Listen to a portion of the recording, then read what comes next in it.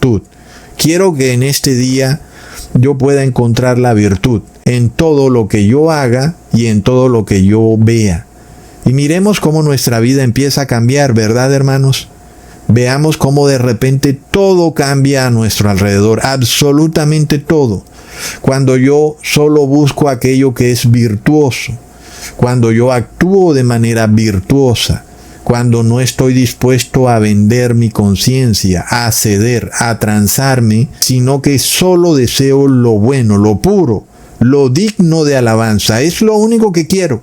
No quiero dinero, riquezas, o el cuerpo de otra persona, o su cara, o su amor, o lo que sea que es material. Quiero lo ideológico, lo espiritual, lo que es puro, lo virtuoso. Entonces aquí empezamos a restaurar el hombre que es creado a imagen y semejanza de Dios, que ahora piensa en lo que es virtuoso. Pero el hombre de género fluido no puede pensar en lo que es virtuoso porque él se reduce al campo de lo material y entonces para él todo es una transacción, todo es mercantil, sea una transacción en dinero o en cuerpos o en mercancías o como sea. Una transacción inclusive de mi pensamiento. Dejo de pensar en esto porque si sigo pensando en eso no voy a tener éxito, no me va a traer riqueza, no me va a dar dinero, me va a ir mal en mi trabajo. Entonces también mi ideología está en venta. Mi fe se vende, todo está en venta. Es un hombre que ha dejado de ser hombre, ha perdido su masculinidad. Y si hay mujeres en su familia, ellas también van a perder su feminidad. Dejan de ser puras, dejan de tener empatía, dejan de ser pulcras, se convierten en feministas. Miremos un ejemplo muy claro en la Biblia con el rey David, en 1 Samuel capítulo 17, versículo 45. Entonces dijo David al filisteo: ¿tú vienes a mí con espada y lanza y jabalina? Ahí tenemos lo material. ¿Lo vemos, hermanos? Es el mundo material, el mundo físico, el mundo de lo real. El gigante viene con algo real: espada, lanza y jabalina. Ahora miremos lo que responde David. Mas yo vengo a ti en nombre de Jehová de los ejércitos, el Dios de los escuadrones de Israel, a quien tú has provocado. ¿Con qué viene el rey David? O David en ese momento viene con lo espiritual, viene con una ideología, con un concepto, con su fe, ¿verdad?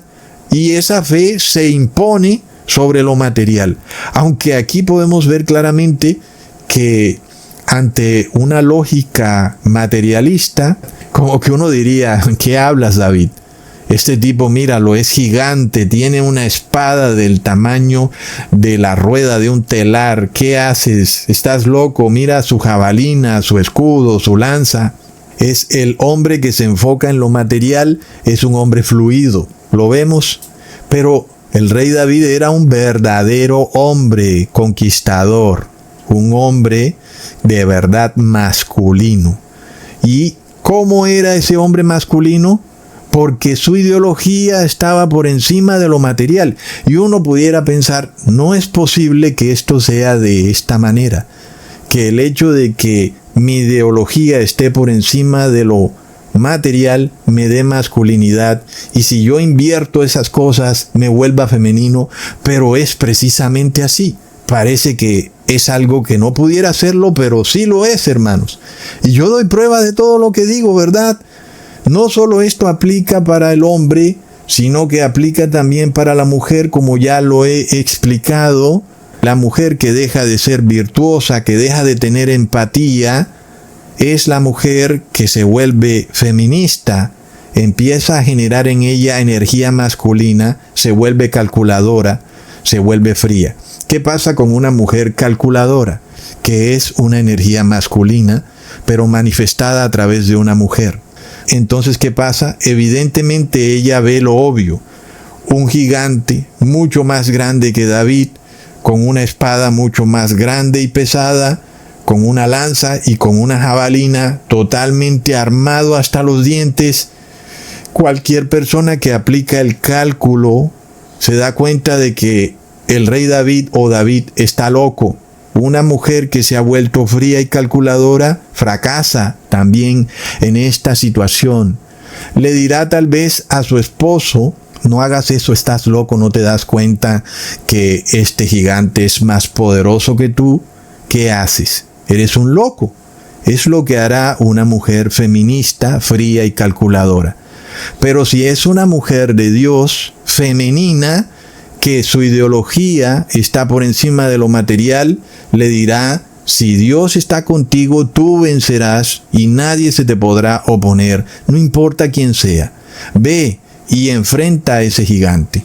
Entonces vemos, hermanos, lo increíble de que cuando nosotros empezamos a renovar nuestro entendimiento a la imagen como Dios nos creó, y empezamos a despojarnos de la manera en cómo esta generación perversa ve las cosas.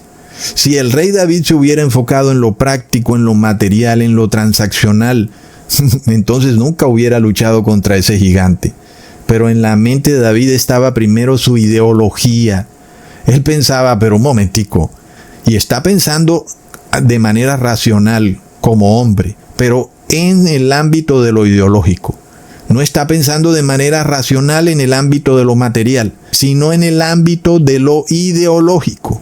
Preguntándose: un momento, ¿cómo así que este incircunciso, pagano, pecador, inclusive nefilim, que ya nosotros sabemos qué es lo que ocurre con estos nefilims, ¿verdad? ¿Cómo así que se atreve a retar a Dios, a blasfemar contra su nombre? No es posible. ¿Cómo puede pasar esto? Y era lo que se preguntaba David. No puede ser. Entonces su lógica le decía: yo tengo que vencerlo, no hay otra manera. No es posible que este nefilim venga a imponerse sobre Jehová. No es posible. Es una lógica basada en su ideología, y su ideología estaba por encima de lo que sea, inclusive de la vida misma. Y eso nos revela al verdadero hombre, pero también a la verdadera mujer femenina. Y lo mismo vemos con Don Quijote, ¿verdad?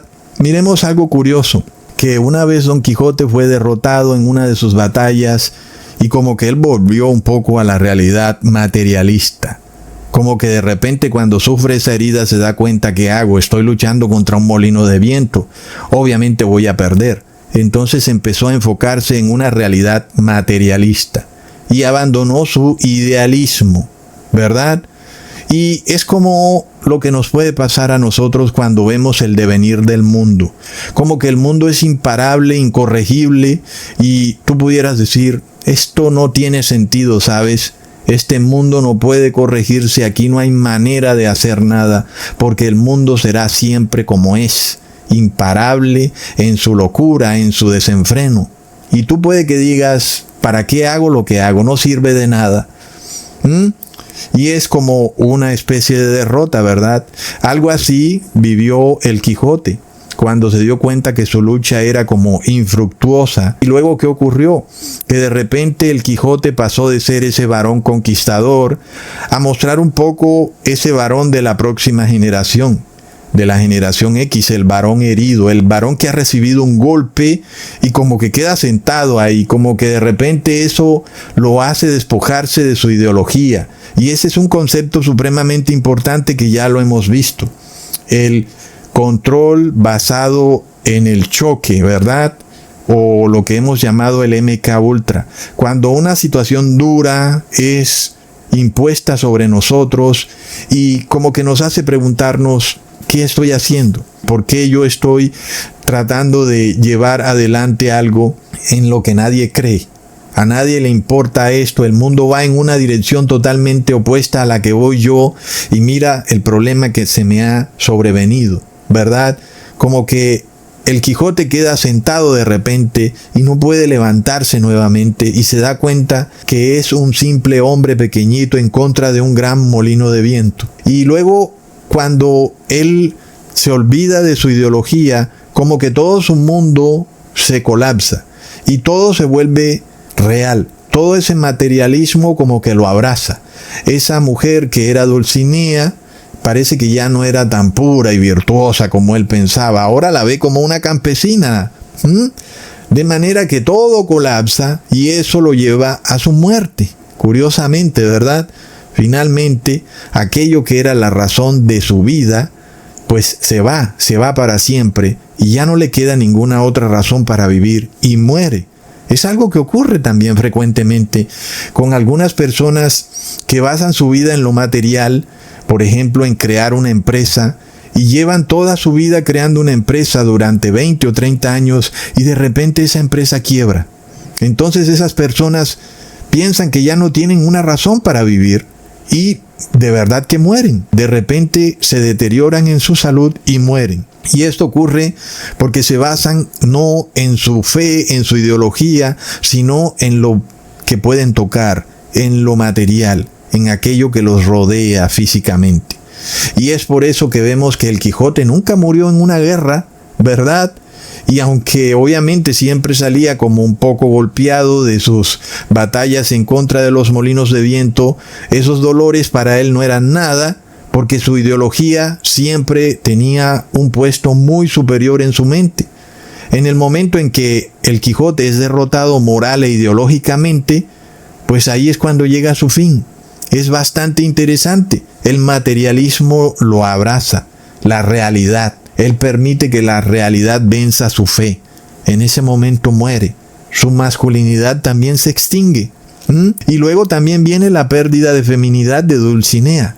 De repente se convierte en una mujer común para él. ¿Verdad, hermanos? Es algo tremendo. Miremos que los baby boomers son los primeros, luego sigue la generación X, luego sigue la generación Y y luego sigue la generación Z. Y desde el inicio en los baby boomers empieza una agenda de desmoralización. Y luego de los baby boomers, todas las generaciones siguientes van manifestando rasgos materialistas que van en más y más decadencia. El ser humano se despoja del honor, de la justicia y de la verdad con los que funcionaba la generación baby boomers para transar todo lo que es material, todo lo que puede venderse o comprarse. Y es algo de locos ver cómo todo está entrelazado, ¿verdad, hermanos? Miremos esto ahora en la música antes de que este video se me vaya muy lejos. Cuando tú buscas en la música que se escuchaba en la época de los baby boomers, que es lo que nosotros llamamos como el hombre conquistador, tenemos que buscar música, por ejemplo, entre los años 1940 a 1970. Y una canción que es supremamente clásica, que representa la masculinidad de la época, es esta ranchera llamada El Rey. Vamos a analizar un poco su letra. Miremos lo que dice. Con dinero y sin dinero, yo hago siempre lo que quiero. ¿Lo vemos, hermanos? Entonces aquí no hay algo material que pueda comprar lo ideológico. Él lo está diciendo de inmediato. Con dinero o sin dinero, hago lo que quiero. Y nos revela a un hombre que se despoja de lo material y que solo vive en lo ideológico, aunque eso no quiere decir que él no trabaja por dinero, pero para él el dinero no es lo que lo hace feliz, sino su ideal, hacer aquello que lo apasiona. Y entonces queda revelada la masculinidad de este hombre. Bastante fuerte, ¿verdad? Se ve como un hombre que dirige, que tiene una energía activa y que quiere proteger, pero que no está dispuesto a vender su ideología en lo que él cree, ¿verdad? Y es curioso porque este tipo de canciones hoy en día pueden ser vistas como canciones de un hombre despechado o como una canción que pretende que tal vez tú